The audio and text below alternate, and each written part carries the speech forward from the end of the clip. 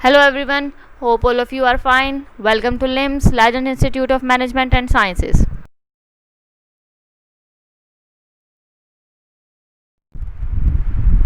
I am Sundar Khan, your lecturer for the course of History of English Literature.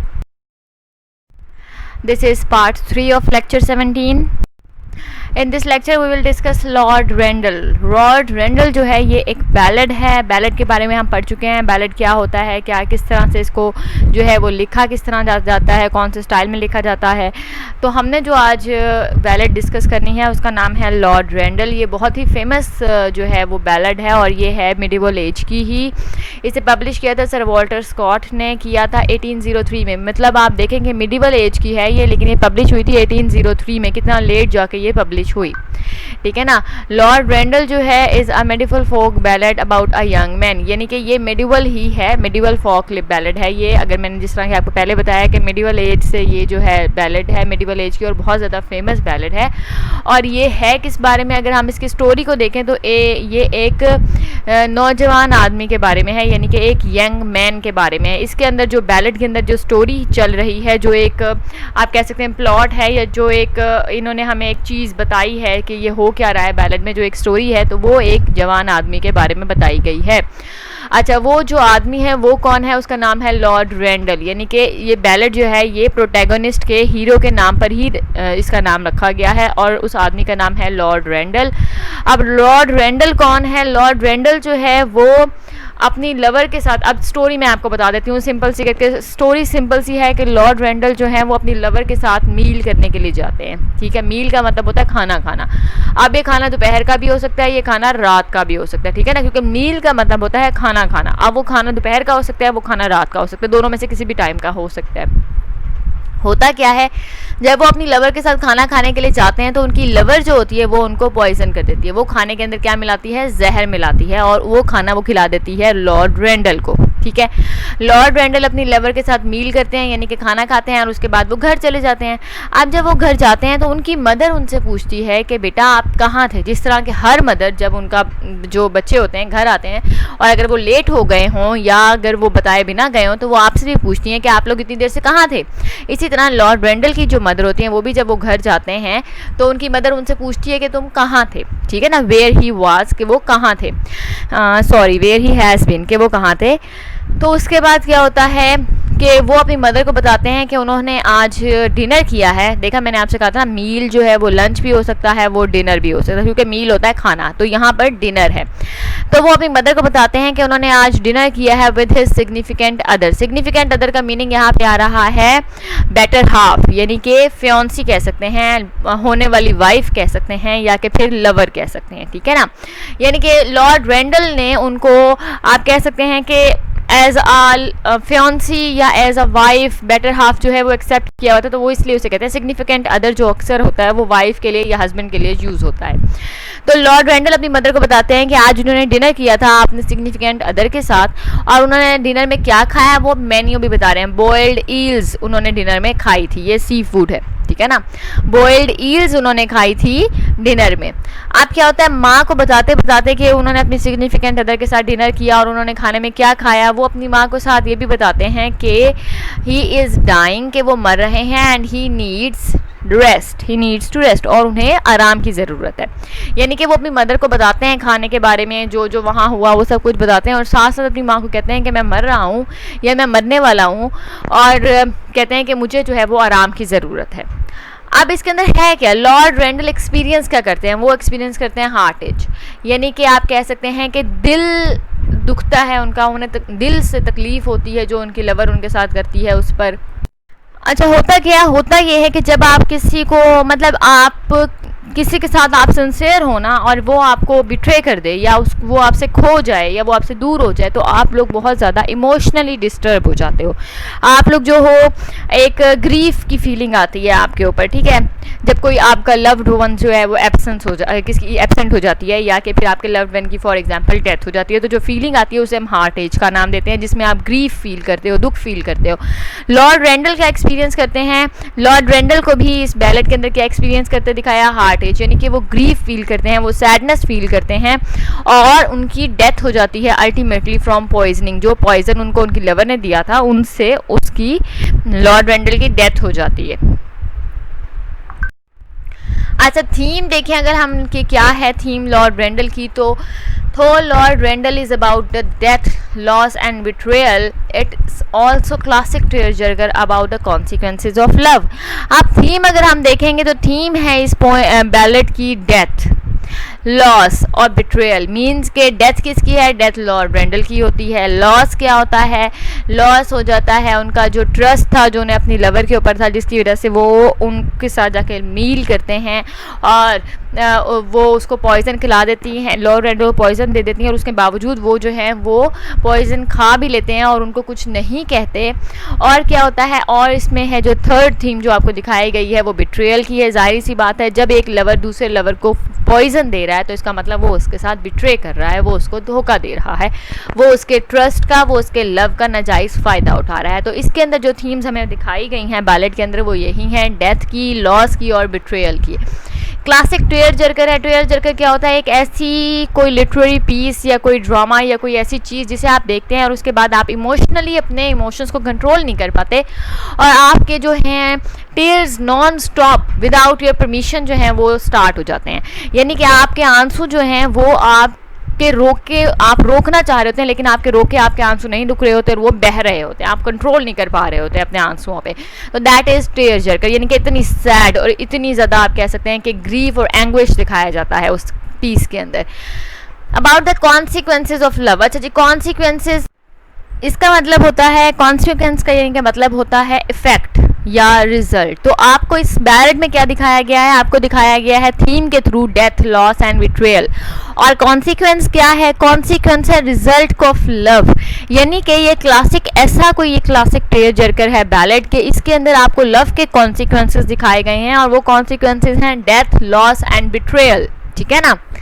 अच्छा, अब Lord Randall की जो statement है जो कि मैंने यहाँ पे पुट की हुई है वो है कि he is very and eventually sick at heart. ठीक है ना। वेरी का मतलब होता है बहुत ज़्यादा थका हुआ, वो थकन से चूर जिसे हम कहते हैं ना, जिसमें हिलने की हिम्मत ना हो, दैट इज़ वेरी। अच्छा, अब ही expresses his sadness and resignation rather than resentment at his true love's betrayal। अब होता क्या है कि लॉर्ड रेंडल को भी थोड़ा आइडिया हो जाता है कि उसको पॉइजन दिया जा रहा है और पॉइजन देने वाली उसकी अपनी लवर है, लेकिन पूरी बैलेड में आप कहीं नहीं देखेंगे कि लॉर्ड रेंडल जो है वो इस चीज़ को रिजेंट कर रहे हो, यानी कि कंडेम कर रहे हो या ब्लेम कर रहे हो अपनी लवर को फॉर गिविंग हिम पॉइजन। यानी कि वो अपनी लवर को कंडेम नहीं कर रहे, ब्लेम नहीं कर रहे कि उनकी लवर ने उन्हें जहर दिया है या उनकी लवर उन्हें मारना चाहती है, लेकिन वो सैडनेस ज़रूर फील करते हैं कि उनकी लवर ने उनके साथ धोखा किया है या उनकी लवर उनके साथ जो है वो ट्रू नहीं है, सिंसियर नहीं है। तो ये चीज़ भी आपको इस बैलेड के अंदर नज़र आएगी। ठीक है। Depicting love is contemplative rather than passionate light. इस बैलेड के अंदर लव आपको दिखाया गया है। कंटेम्पलेटिव का मतलब यहाँ पर ये है जो बहुत ज़्यादा थॉटफुल होता है ना वो, तो यहाँ पर लव आपको जो दिखाया गया है वो आप लोगों को पैशनेट लाइट में नहीं दिखाया गया। मीन्स कि लव के पैशन, लव की इमोशंस, लव की फीलिंग्स आपके सामने जो है वो नहीं पेश की गई इस बैलेड में, बल्कि इस बैलेड में आपको दिखाया गया है लव जो है वो थॉटफुल मैनर में। ठीक है ना। लव जो है वो आप लोगों को कंटेम्पलेटिव मैनर में, कि ज़रूरी नहीं है कि हर दफ़ा आपका जो लवर है वो आपके साथ सिंसियर हो, वो आपके साथ ट्रू हो, बल्कि कभी कभी अगर प्रोलॉन्ग्ड मैनर में यानी कि लंबे अरसे में हम देखें तो आपका जो लवर है वो आपके साथ बिट्रे भी कर सकता है और उसे आप लॉस भी कर सकते हो, मीन्स कि उसे आप लूज़ भी कर सकते हो। ठीक है। तो ये दोनों चीज़ें जो हैं इसमें लव दिखाया ज़रूर गया है बैलेड में, लेकिन in a new light, in a contemplative light.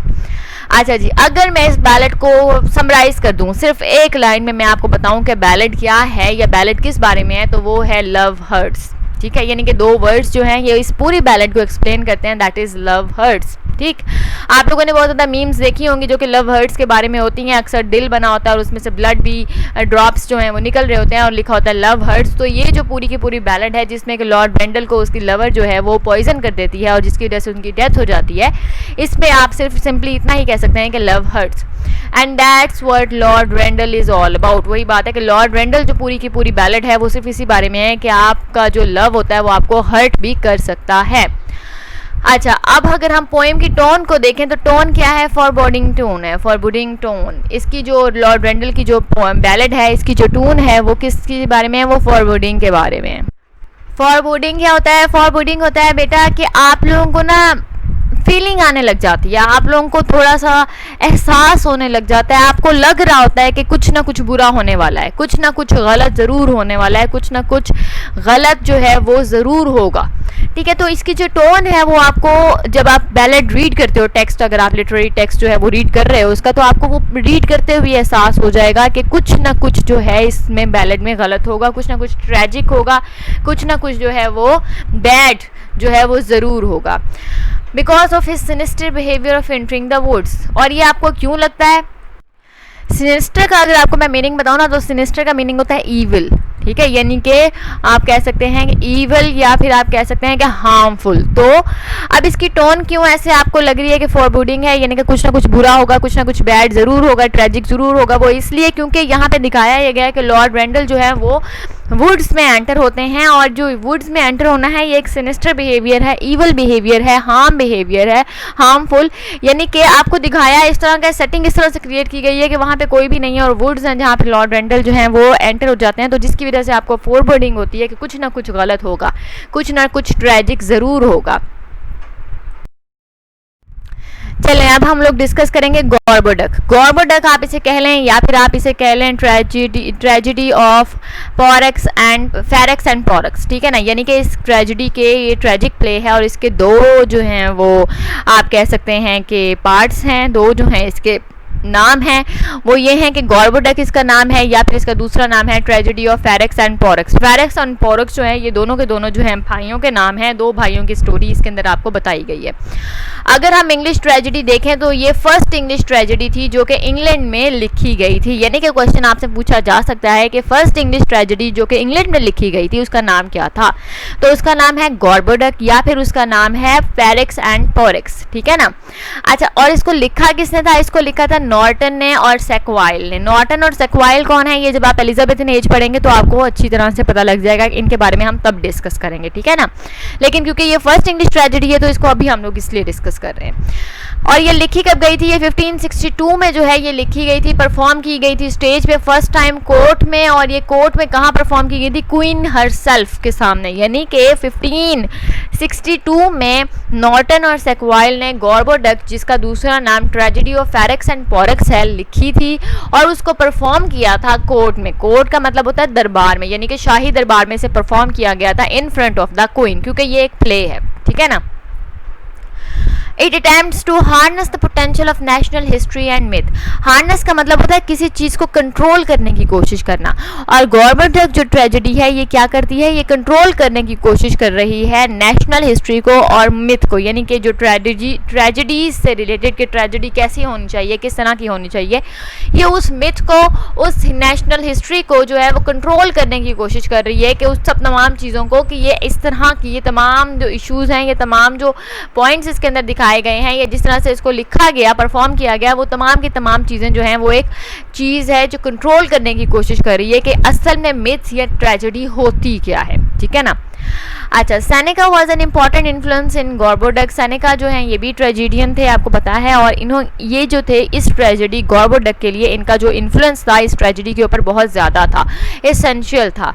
और सेनेका को क्या लगता था? सेनेका ये सोचते थे कि क्या होता है, what happens is not essential, यानी कि ये इंपॉर्टेंट नहीं है कि क्या हो रहा है, बट पॉलिटिकली और मॉरली उसकी इम्प्लीकेशंस क्या हैं ये ज़्यादा इम्पॉर्टेंट है।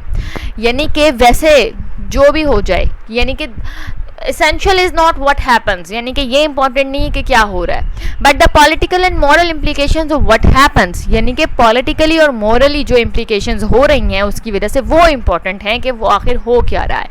यानी सिंपली कोई काम हो जाता है तो इसकी कोई इंपॉर्टेंस नहीं है, लेकिन अगर कोई काम हो रहा है और पॉलिटिकली और मॉरली उसका बहुत ज़्यादा इन्फ्लुएंस है, उसकी बहुत ज़्यादा इम्प्लीकेशंस है, तो ये जो चीज़ है ये मैटर करती है, ठीक है ना।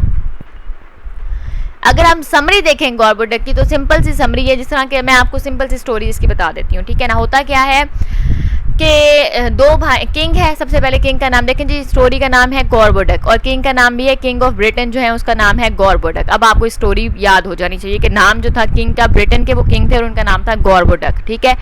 अब जिस तरह हर इनहेरिटेंस का मामला होता है, यानी जायदाद वगैरह का मामला होता है, तो किंग को भी सोच रहा होता है कि मैं अपनी जो जायदाद है वो किस तरह से डिवाइड करूँ अपने बेटों के दरमियान। तो वो क्या करता है, अपनी ज़िंदगी में ही अपने दोनों बेटे जिनका नाम फेरेक्स और पोरेक्स है उनके दरमियान अपनी तमाम की तमाम जो जायदाद है, तमाम जो उसका किंगडम है उसको डिवाइड कर देता है। अब दो भाई हैं, एक फेरेक्स है और एक पोरेक्स है। फेरेक्स को ये लग रहा होता है कि उसका भाई जो है वो बहुत ज़्यादा सस्पिशियस है, एम्बिशियस है, तो वो जो है वो आर्मी अपने डिफेंड करने के लिए इकट्ठी करता है।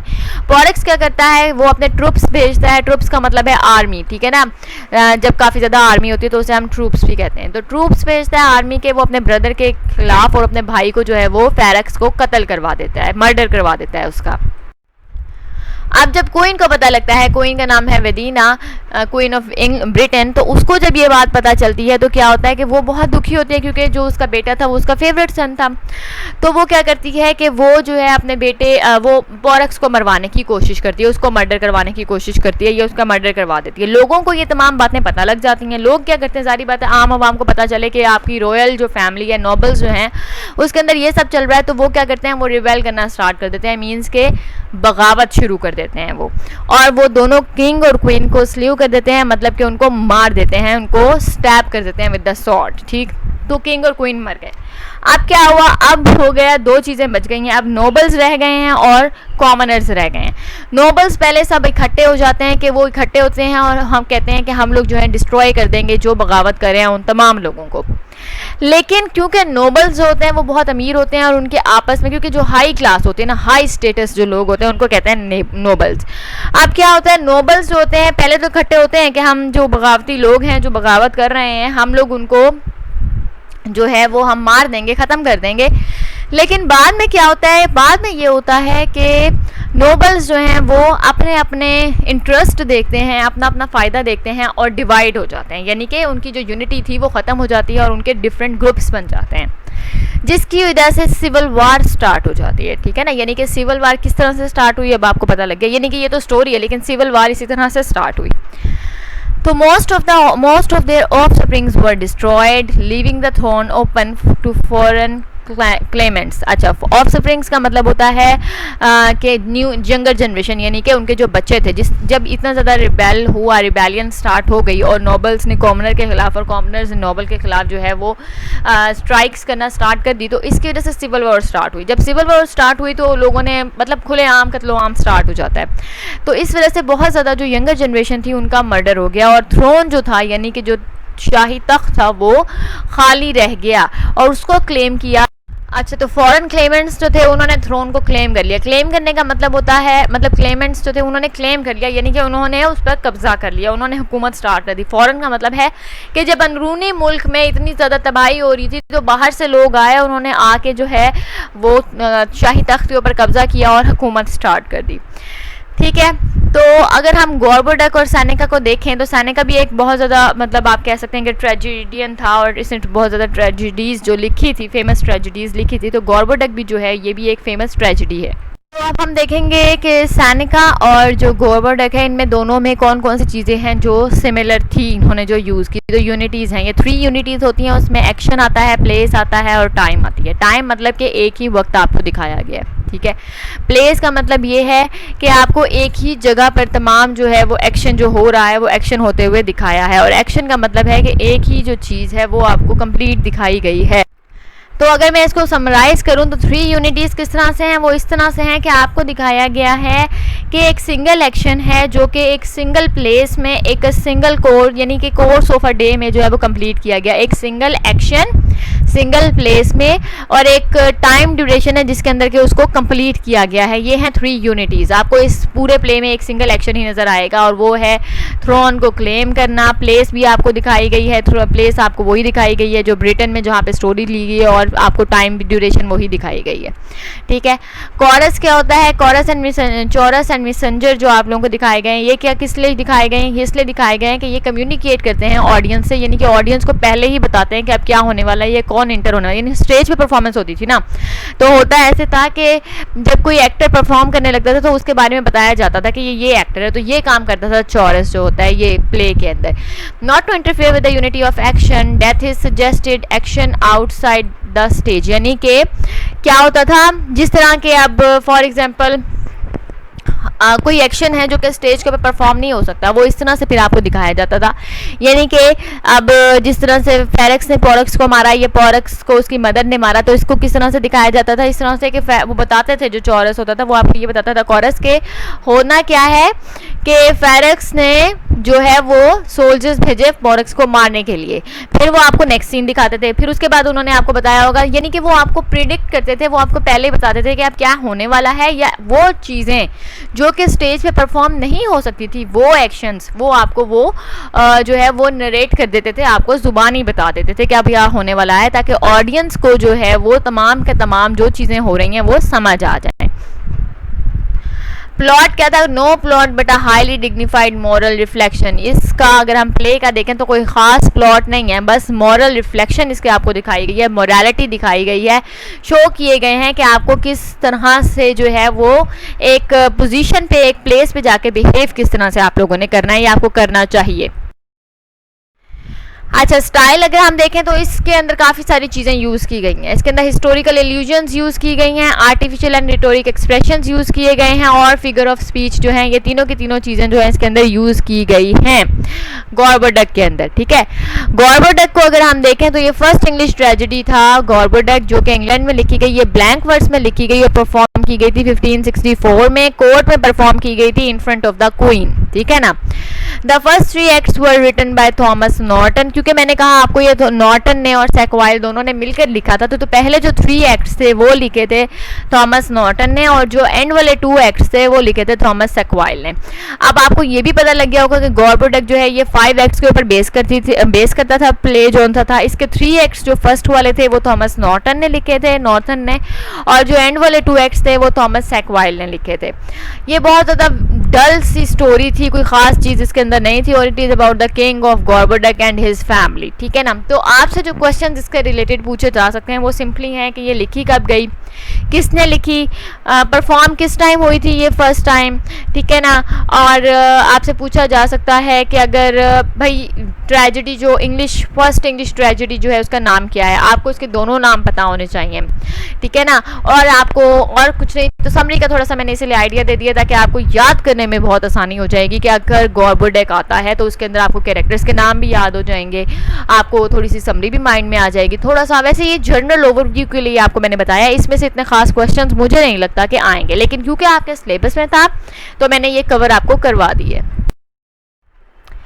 ओके, अब हम डिस्कस करेंगे अपनी, क्योंकि हमने फर्स्ट ट्रेजेडी जो थी वो हमने डिस्कस की है, उसका नाम है गॉर्बोडक। अब हम डिस्कस करेंगे फर्स्ट इंग्लिश कॉमेडी, ठीक है ना। तो अगर फर्स्ट इंग्लिश कॉमेडी हम डिस्कस करें तो वो है राल्फ रोइस्टर डोइस्टर, ठीक है ना, राल्फ रोइस्टर डोइस्टर। ये है अर्लीस्ट नोन इंग्लिश कॉमेडी, यानी कि जो कॉमेडी इंग्लिश जो कि हमें पता चली है, जो कि मतलब कि अर्लीस्ट है, या आप कह सकते हैं कि जो सबसे पहली थी इंग्लिश कॉमेडी, ये वही है इंग्लिश कॉमेडी जिसका नाम है राल्फ रोइस्टर डोइस्टर। ये भी क्योंकि ट्रेजेडी जो मैंने आपको बताई वो भी 5 एक्ट्स पर थी, ये जो प्ले है जो कि कॉमेडी है ये भी 5 एक्ट्स के ऊपर है, और इसको लिखा है निकोलस उडाल ने, ठीक है ना। ये आपने याद रखना है कि फर्स्ट कॉमेडी कौन सी है और उसका राइटर कौन है, निकोलस उडाल ने लिखा है इसे। ये प्रोड्यूस की गई थी 1553 में, यानी कि राइट इसे किया गया था 1553 में, और पब्लिश इसे किया गया है 1566 में, यानी कि इतने सालों बाद, ठीक है ना। तो प्रोड्यूस इसे किया गया था 1553 में, और प्रिंट पब्लिश इसे किया गया था 1566 में। ये एक फार्सिशियल टेल है। अगर मैं अब आपको बताऊं फार्स क्या, फार्स को डिस्कस कर देते हैं। वैसे तो मैं फार्स को दोबारा भी डिस्कस करूंगी, लेकिन अभी यहाँ पे क्योंकि लिखा हुआ है कि ये एक फार्सिशियल टेल है तो आप लोगों को मैं बता दूं फार्स क्या होता है। ये एक बेटा एक ऐसा कॉमिक ड्रामा होता है फार्स, जिसके अंदर आप लोग जो हो वो कैरेक्टर्स जो आपके होते हैं वो क्रूड होते हैं, मीन्स कि आप कह सकते हैं रफ टाइप के कैरेक्टर्स होते हैं, यानी कि जो एक मैंने आपको नोबल्स और एक अच्छे कैरेक्टर होते हैं ना, एक तो वो होते हैं थोड़े से रफ किस्म के कैरेक्टर होते हैं, उनकी लैंग्वेज उनका बोलने का स्टाइल भी थोड़ा सा रफ होता है, ख़राब होता है, ठीक है ना। और ये जो होती है इसके अंदर एब्सर्ड सिचुएशंस आपको दिखाई जाती हैं, इसके अंदर बहुत ज़्यादा अगर आप देखें तो ज़रूरत से ज़्यादा कोई चीज़ जो है ना उसे इसमें सटायर भी होती है, और अगर हम देखें तो इसके अंदर जो है रिडिकुलस किस्म की सिचुएशंस आपको बताई जाती हैं, यानी कि एक अजीब व गरीब किस्म की कॉमेडी होती है, ये रिडिकुलस किस्म की सिचुएशंस होती हैं, ज़रूरत से ज़्यादा उसको एग्जैजरेट किया होता है, और आप कह सकते हैं कि कैरेक्टर्स जो होते हैं वो बहुत ज़्यादा क्रूड होते हैं, ठीक है। तो ये एक फार्सिशियल टेल है जो राल्फ डोइस्टर जो कि हमारी फर्स्ट नॉन इंग्लिश कॉमेडी है ये। अब इसके अंदर होता क्या है, इसके अंदर एक बैगर दिखाया गया है who is egged on by his mischievous friend to pay suit to an engaged widow. अब होता क्या है, देखिए यहाँ पे एक वर्ड लिखा हुआ है एग्ड ऑन। एग्ड ऑन का मतलब होता है कि इनकरेज करना किसी को, ठीक है, इनकरेज करना या कि फिर अर्ज करना, यानी कि किसी को फोर्स करना, थोड़ा सा इनकरेज करना पॉजिटिव वे में। तो होता क्या है कि आपको एक बैगर दिखाया गया है इसके अंदर जो कि बहुत ज़्यादा डरपोक है, और उसको उसका जो फ्रेंड है जो कि बहुत ज़्यादा मिस्चीवियस है यानी कि शरारती है, वो क्या करता है, वो उसको एग्ड ऑन करता है यानी कि इनकरेज करता है, या उसको वो जो है वो अर्ज करता है कि वो जाए और जाके जो एक इंगेज्ड किस्म की एक विडो है तो वो उसको बार बार जो है वो इनकरेज कराए कि वो जाए और जाके जो एक विडो है उसके साथ जो है वो उसके साथ इंगेज हो जाए, मतलब कि उसके साथ जो है वो इंगेज, जो विडो का मतलब होता है जिसके हस्बैंड की डेथ हुई होती है, ठीक है ना। तो वो जाए और जाके जो विडो है उसके साथ इंगेज हो जाए। सूट यहाँ पर जो है ना इसका मतलब होता है कंफर्टेबल होना, किसी के साथ कन्वीनियंट होना, एक्सेप्टेबल होना। तो वो कह रहा था कि जाए और जाके उस विडो को एक्सेप्ट कर ले, उसके साथ जो है वो अकोमोडेट हो जाए, ठीक है ना। अब होता क्या है, प्लॉट इस तरह से है कि इसके अंदर ये जो प्लॉट है ये सेंटर कर रहा है एक विडो को जो कि बहुत ही रिच है, जिसके बारे में हमने अभी डिस्कस किया। वो विडो जो है वो बहुत ज़्यादा रिच है, ठीक है, उसका नाम है क्रिश्चियन कस्टेंस, ठीक है, विडो का नाम है क्रिश्चियन कस्टेंस, और वो जो है वो बहुत ज़्यादा रिच है, ठीक है। अब हुआ क्या है कि वो बेशक विडो है लेकिन वो ऑलरेडी इंगेज्ड है, अब मतलब उसके हस्बैंड की डेथ के बाद वो दोबारा से इंगेज जो है वो हो चुकी हुई है। उसके जो बिट्रोथ है, जो जिसे हम कहते हैं कि फियांसी, वो है गेन गुडलक, और वो एक मर्चेंट है, ठीक है ना, गेन गुडलक, और वो एक मर्चेंट है यानी कि एक ताजिर है। Ralph Doister is encouraged throughout by a con man trickster figure to woo the Christian Costanza। woo करने का मतलब होता है किसी को आप, मतलब कि आप कह रहे हैं कि किसी को आप फेवर करना, किसी को सपोर्ट करना, या फिर किसी को, आपको मैंने एक दफ़ा बताया था, डेट करना, ठीक है, थोड़ा सा ना मनाने की कोशिश करना होता है, वो करना किसी को। और लेडी के लिए ही ये वर्ड जो है अक्सर यूज़ होता है, जब आप किसी लेडी को मनाने की कोशिश करते हो, उसे खुश करने की कोशिश करते हो, तो वो होता है वो करना, ठीक है। अब राल्फ डोइस्टर जो कि एक बैगर है, वो क्या करता है, थ्रू आउट द प्ले उसको उसका जो मिस्चीवियस दोस्त है जो कि कौन आर्टिस्ट है, यानी कि जो कि धोखे देता फिरता है, जो कि दूसरों के साथ धोखेबाजी करता है, उनके साथ बेईमानी करता है, वो जो है वो अपने बैगर फ्रेंड राल्फ डोइस्टर को इनकरेज करता है बार बार कि वो जाए और जाके क्रिश्चियन कस्टेंस को वो करे, मतलब उसे मनाए कि वो उसके साथ इंगेज हो जाए। But his pompous attempts do not succeed, लेकिन जिस तरह के रेडिकुलस अटैम्प्ट्स जो हैं वो राल्फ डोइस्टर करता है क्रिश्चियन कस्टेंस को वो करने के लिए, उसको मनाने के लिए या उसके साथ इंगेज होने के लिए, जाहिर सी बात है वो सक्सीड नहीं होते, वो फेल होते हैं। Ralph then tries with his friends and servant to break in and take Christian Costanza by force। अब क्या होता है, जब वो उसको प्यार से मनाने की कोशिश करता है और वो लड़की जो है, वो जो विडो है, वो नहीं मानती, तो क्या करता है, वो ज़बरदस्ती उसके घर में जाता है अपने फ्रेंड्स और अपने सर्वेंट के साथ, और जाकर उसको बाय फोर्स जो है वहाँ से ले जाने की कोशिश करता है। लेकिन होता क्या है, अब ये फ़नी किस तरह से होता ये है कि उसको क्रिश्चियन कस्टेंस की जो मेड होती है, जो फीमेल मतलब सर्वेंट्स थी, वो ही उनको मारकर वहाँ से भगा देती हैं उन तमाम लोगों को। इतने अरसे में मिस्टर जो मर्चेंट गेन था, वो जो मर्चेंट था जो कि इसका फियांसी है, एंगेज है, जिसके साथ क्रिश्चियन कस्टेंस, वो वापस आ जाता है और प्ले जो है वो ख़त्म हो जाता है जब दोनों को हैप्पीली जो है वो मैरिड दिखाते हैं, और एंड में एक सॉन्ग होता है और एक प्रेयर दिखाते हैं, ठीक है। तो इतनी सी स्टोरी है इसकी, क्योंकि ये कॉमेडी थी तो इसके अंदर कुछ खास चीज़ें थी नहीं।